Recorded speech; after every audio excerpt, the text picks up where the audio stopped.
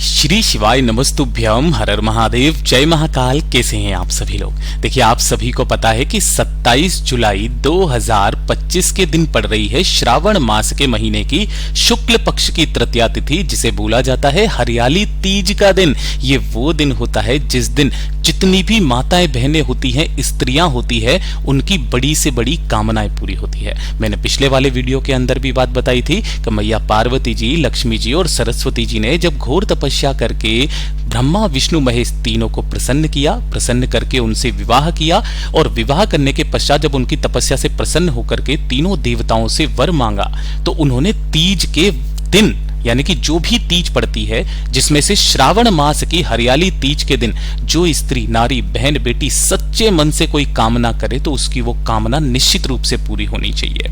ऐसा वाला वरदान तीनों देवी देवताओं ने मांग दिया था, और तभी से ये हरियाली तीज का दिन सबसे बड़ा दिन माना जाता है ना। और तीज का दिन बेसिकली अगर देखा जाए तो गुरुदेव ने कहा शिव महापुराण की कथा के दौरान कि ये पूरी तरीके से जो मैया पार्वती जी होती हैं उनको समर्पित होता है, और जो भी स्त्री अपने सच्चे मन से आज के दिन इस एक चुटकी हल्दी के उपाय को कर लेती है, वो जिस कामना से करती है उसकी वो कामना पूरी होती है।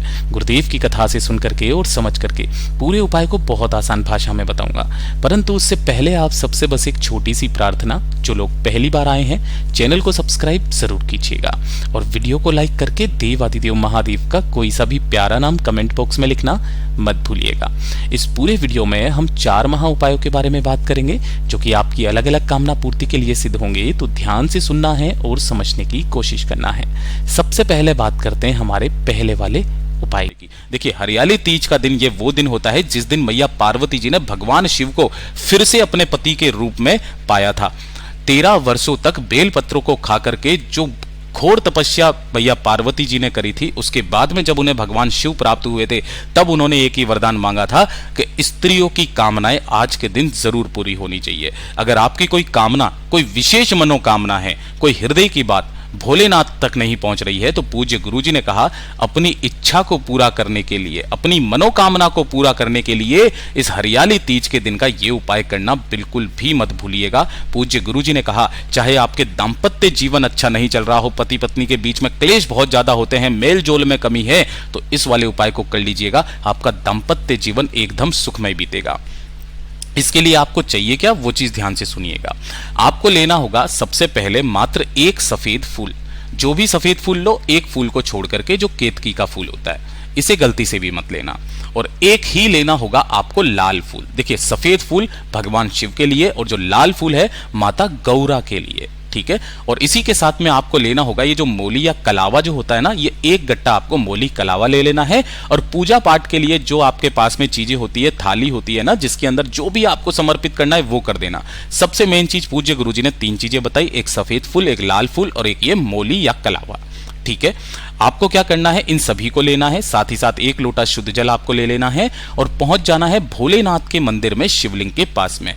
कौन से वाले मंदिर में जाना है, मैंने आपको पहले भी बताया था कि आपको ऐसे मंदिर में जाना है जहां पर शिव पंचायत विराजमान हो। भगवान गणेश जी, कार्तिकेय जी, माता पार्वती जी, नंदी भगवान और भगवान शिव, सभी लोग इस तरीके से यहां पर रहें, ठीक है। कम से कम मैया पार्वती जी उनके समक्ष में बैठी रहे।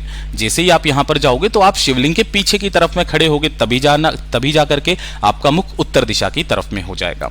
यहां पहुंचने के पश्चात देखिए, बहुत सारी स्त्रियों का यह भी कहना है कि भैया हमें क्या इस दिन निर्जला व्रत रखना पड़ता है क्या, क्योंकि काफी सारी स्त्रियां आज के दिन निर्जला व्रत रखती हैं, अपने व्रत का पारण करती हैं। तो देखिए, अगर आप रख सको तो रखना। पूज्य गुरुजी ने कहा कोई जरूरी नहीं है, आप सच्चे मन से भगवान शिव को खुश करने के लिए उनके सच्चे मन से आराधना भी करेंगे, मेरा भोला इतना भोला है कि वो आपकी उस पूजा को भी स्वीकार कर लेगा, है ना। बहुत सारी प्रॉब्लम्स होती हैं कि आप व्रत नहीं रख पाते हैं, तो कोई जरूरत नहीं है, बाकी कोशिश करना, अगर व्रत रख सको तो रख लेना, ठीक है। यहां पर जैसे ही आप पहुंचोगे, सबसे पहले आपको 1 लोटा शुद्ध जल भोलेनाथ की शिवलिंग पर समर्पित कर देना है।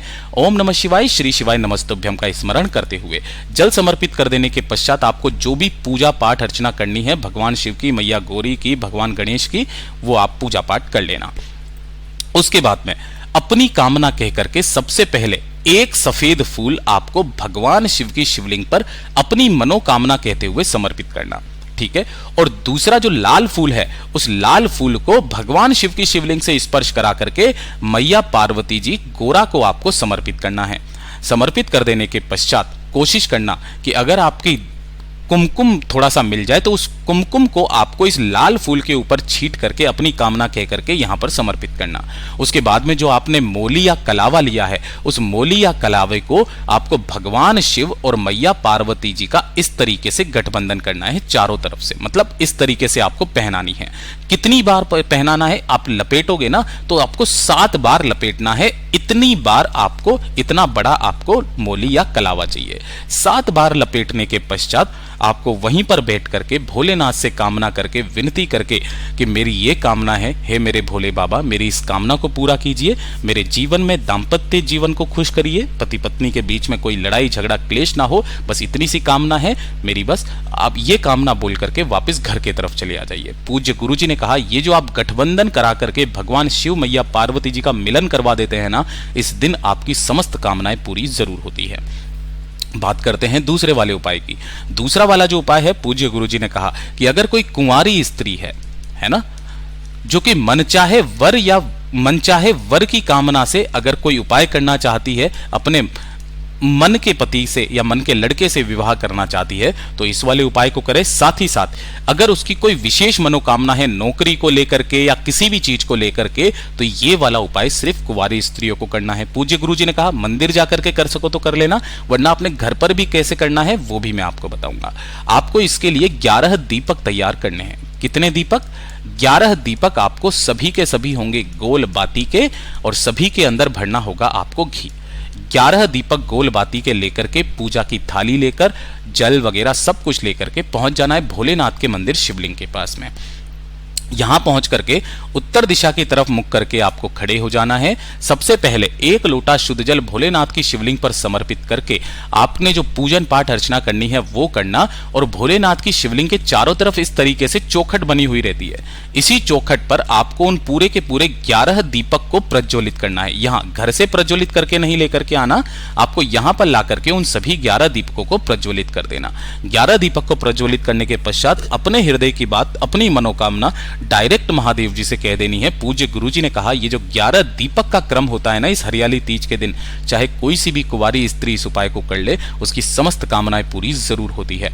अगर आपको यही वाला उपाय अपने घर पर करना है तो भगवान शिव की शिवलिंग को या फिर भगवान शिव की मूर्ति को आपको किसी भी चौकी पर, पाटे पर सजाना है, उनकी पूजा पाठ अर्चना करनी है, और उस पाटे के पास ही आपको उन 11 दीपक को लगा देना है। अगर आपके विवाह में भी देरी आ रही है या फिर मनोवांछित वर या वधू की कामना से भी आप इस उपाय को करते हो, आपकी वो समस्त कामनाएं पूरी जरूर होती है। पूज्य गुरु जी का बहुत अद्भुत और अचूक उपाय है, जरूर कीजिएगा।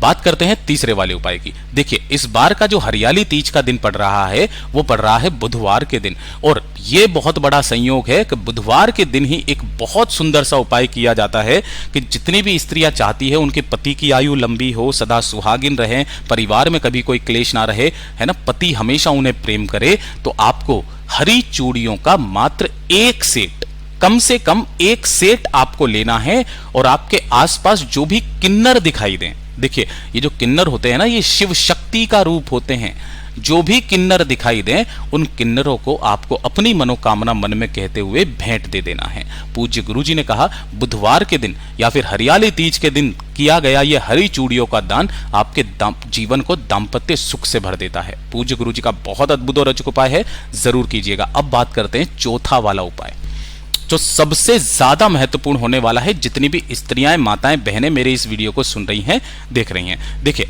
अगर आप चाहती हैं कि आपकी पति की नौकरी के लिए, किसके लिए, ध्यान से सुनिएगा, पति की नौकरी के लिए, पति की तरक्की के लिए, पति की लंबी आयु के लिए, साथ ही साथ घर में धन की वृद्धि के लिए, पति के सारे कष्टों को खत्म करने के लिए इस वाले उपाय को करना बिल्कुल भी मत भूलिएगा। आपको इसके लिए करना क्या है, ध्यान से सुनिए। आपको एक दीपक तैयार करना है गाय के घी का, है ना, और वो भी कौन सा, गोल बाती का दीपक।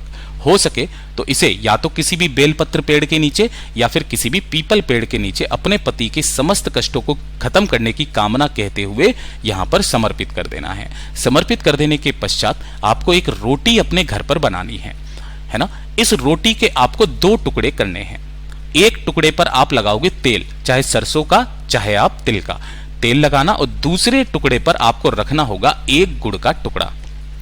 ठीक है, इस तरीके से ये रखोगे गुड़, और इन दोनों ही टुकड़ों को आपके आसपास जो भी काला कुत्ता नजर आ जाए घर के आसपास, है ना, उस काले कुत्ते को आपको खिला देना है। पूज्य गुरुजी ने कहा कि अगर किसी कारणवश आपके पति की तरक्की रुकी हुई है, उनकी उन्नति नहीं हो रही है, नौकरी में समस्या आ रही है, या फिर उनके कष्ट खत्म नहीं हो रहे हैं, या फिर किसी ने कोई जादू टोना अभिचार कर्म उनके ऊपर कर दिया है, वो सारे कष्ट खत्म हो जाते हैं, उनकी तरक्की होने लगती है। जिस घर की स्त्री, उसकी पत्नी इस उपाय को कर लेती है ना, उसे शिव शक्ति का एहसास होता है। पूज्य गुरुजी के सभी उपाय बहुत ही ज्यादा खास और विशेष से जरूर कीजिएगा।